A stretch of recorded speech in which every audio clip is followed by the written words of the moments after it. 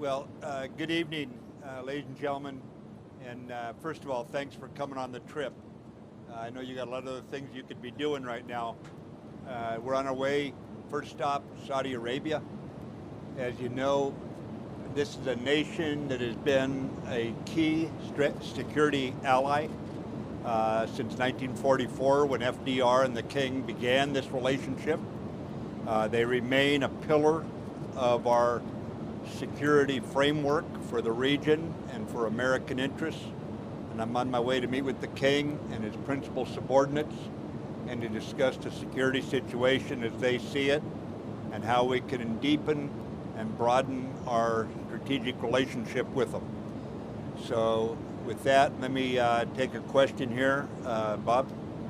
Mr. Secretary, is the administration planning to increase military support for the Saudis and or Emiratis in the anti-Houthi campaign in Yemen? And could you also bring us up to date on the status of the U.S.-Russia deconfliction in Syria? And tell us the extent of your concern about the North Koreans' moves. Okay, in regards to the Saudi and Emirati campaign in Yemen, our goal, ladies and gentlemen, is for that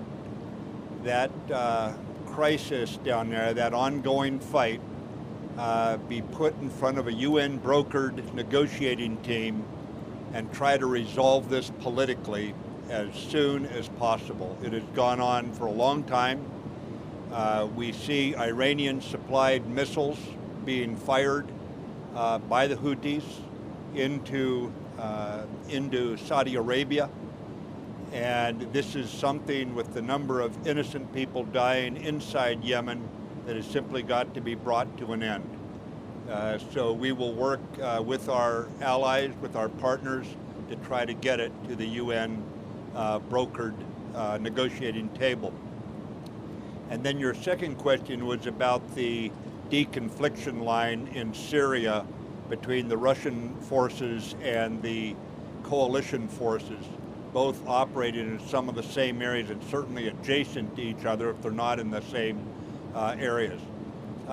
We are deconflicting with the Russians. We continue to deconflict with the Russians for safety of flight, to avoid any kind of misunderstanding or any kind of inadvertent running into each other, frankly, in the air, as we both work against targets in the same vicinity.